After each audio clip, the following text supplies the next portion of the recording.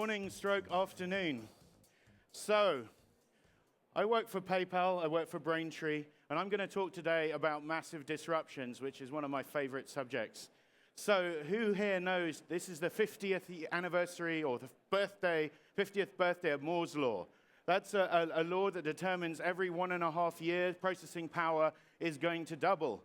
And to illustrate this, because I'm getting on a bit, in 1980, 1 meg of RAM would have cost you $700. Our average MP3 that you download today is about 4 meg, which means just storing that MP3 would have cost you $2,800. Today, that same amount of RAM is costing you 1/10 of a cent. Basically, this commoditization of hardware has allowed this software revolution where software is coming into everything. As Mark Andreessen said, it's eating the world. And that is meaning there's this disruption tornado streaming through businesses everywhere. To illustrate that even further, what is happening to these businesses is they're changing. So there's an index in America called the S&P 100. In 1935, the average company spent 90 years in the S&P 100. Today, the average is 18 years. That means by 2027, 75% of the companies in that top 100 companies in the US will be gone from that list. One of those companies is dropping off the list every week and a half. Names you might know about it, people like Kodak Eastman, New York Times, Sears are no longer in that standard. And the companies that are coming up and coming through are internet. They are technology-based companies. We joined that list last week when we split from eBay. Added to that changing disruption in business is the adoption of tech by consumers. So it took 35 years for 50 million consumers to adopt the radio. It took 13 years for 50 million consumers to adopt TV. It took 10 years for 50 million consumers to adopt cable. It took 4 years for 50 million consumers to adopt the internet. Apple reckon they're going to sell 50 million smartwatches by the end of this year. That's 9 months. That's how fast consumer adoption of technology is happening.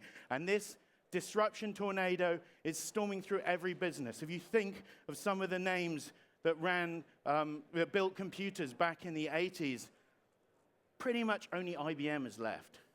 They've gone. The search engines that were around in the 80s, pretty much Yahoo is the only one left. That is every part of business, even our own area, even the area of technology is being changed and disrupted. And that includes, of course, money. So today, 40% of what moves through your wallet, through your finance system, is cash and check. In a mere 2 years' time, that will be 25%. That's how quickly that's moving. And this is because money is becoming digital. And this digital money is changing everything. No longer are trucks going to be driving around full of banknotes. No longer have you got the luxury of being able to count money, track money. This is all real time. Data science is hugely important to this.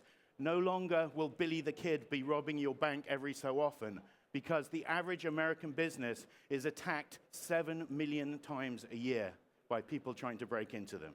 And I can promise you, finance companies are probably pushing that average up.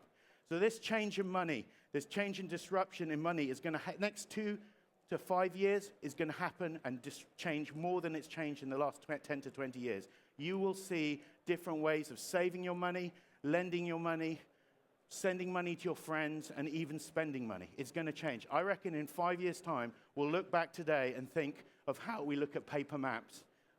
We will think, why the hell did I do that? Now I've got GPS. We'll be thinking the same way about it. Now, I'm very bullish about this because the biggest driver of this, of course, is mobile, like it is everything else. But I do not believe your mobile phone will be your wallet.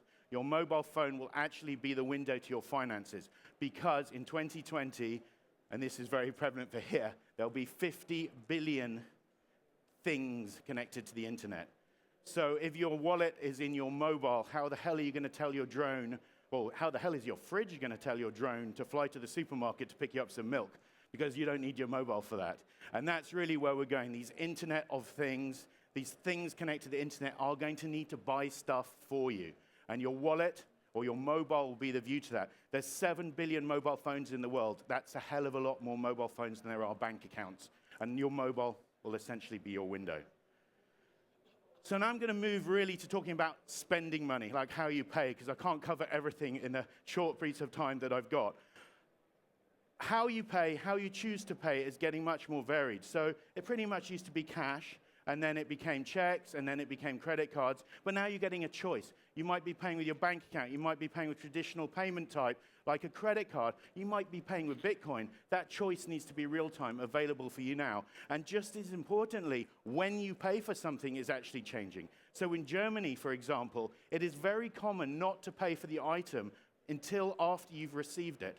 So until you're happy with what you've received, then you pay.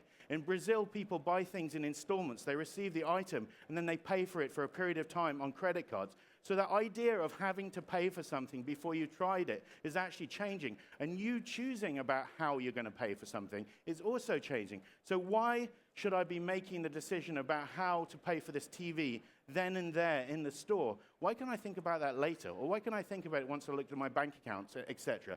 That is changing as well. And there's this huge phenomenon of cross-border. So cross-border is changing. 25% of PayPal's business is cross-border, people buying from different countries.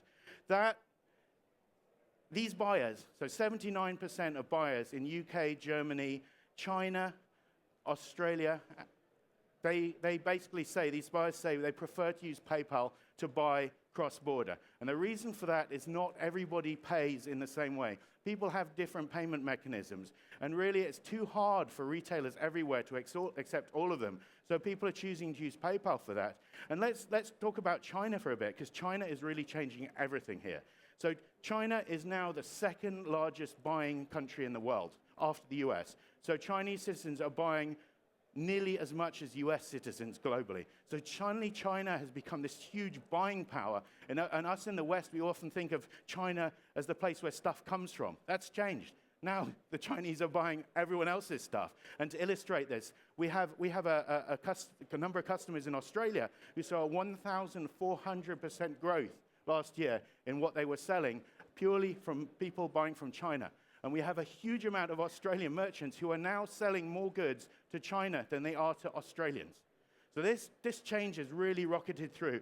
And we have a startup in our accelerator in London called Mihabao that are looking at this whole area now. $40 billion last year was spent by middle-class Chinese on luxury goods in the West. So there's a huge, huge market here. To enable that market, you need to be able to accept the local payment types, which is why we launched China Connect. Our product allows Chinese citizens to pay with China Union Pay, as well as with China Construction Bank as a funding source. So we need to open up. You need to be able to accept cross-border, because now you can't think whatever you build is only going to be bought locally. You need to be able to accept the payment types from everybody around the world, however they choose to pay. Now, consumers love their money. They worked hard to earn that money. And when they want to spend their money, they do not want people getting in the way of that. And really, the things that cause this, for example, lengthy security measures when you're trying to buy something. Going through a whole security process to make sure you're safe. Consumers do not want that. They do not want that at all. Queuing at checkout. Queuing and long queues to pay. Who here enjoys paying for stuff?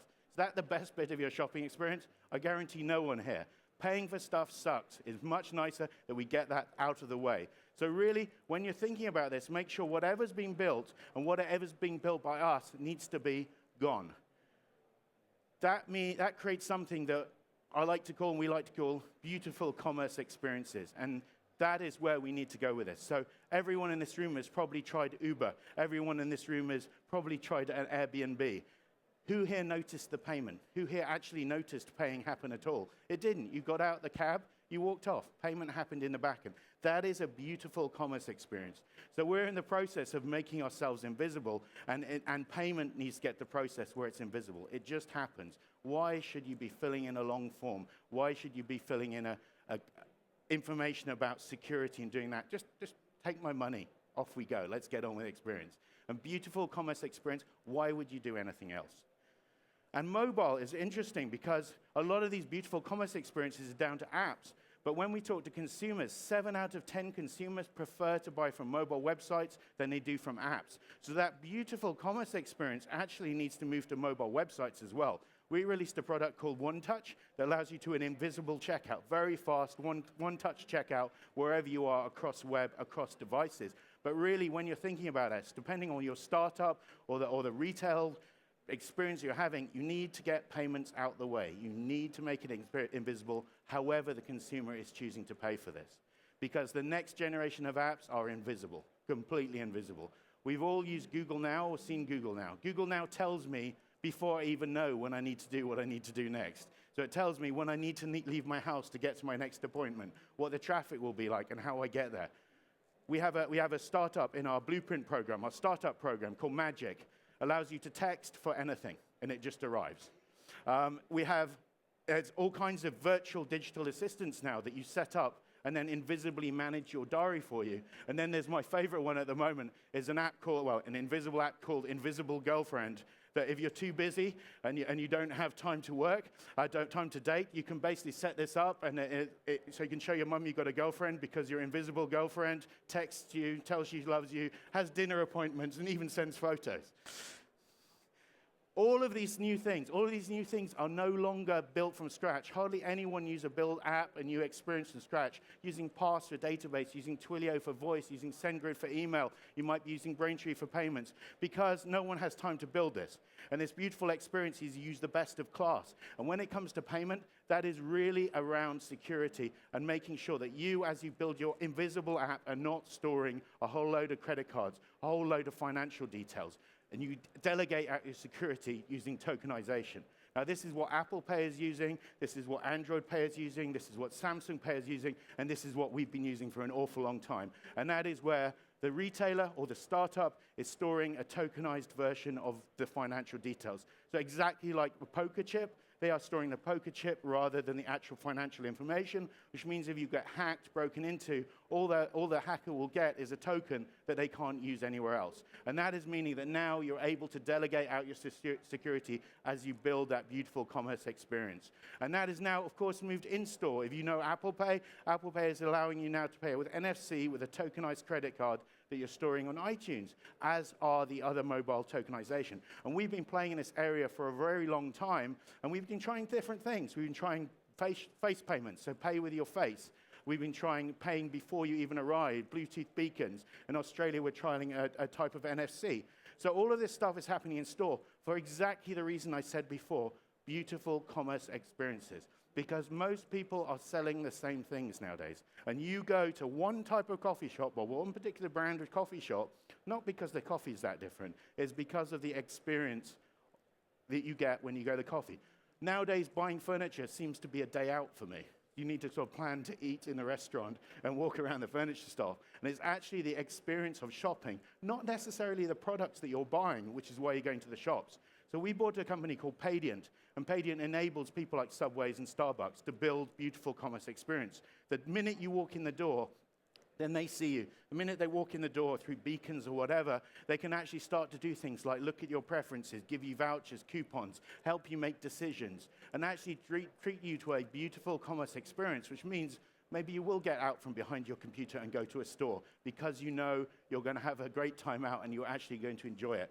All of this requires key infrastructure. All of this requires a system behind it to enable the world's best buying experiences. This system makes money invisible. This system makes vouchers or whatever else you're trying to do to attract beautiful commerce available to anyone who's building on it. We would like that system very much to be us, and that's what we're doing as a company. But this needs to exist. This next generation of disrupted money, this next generation of changing, needs infrastructure to allow you to basically outsource that and build your own beautiful commerce experiences. And to give you an idea of where we are with this, and this is what excites me more than anything else, is the digital wallet today is only 1% of a $25 trillion commerce.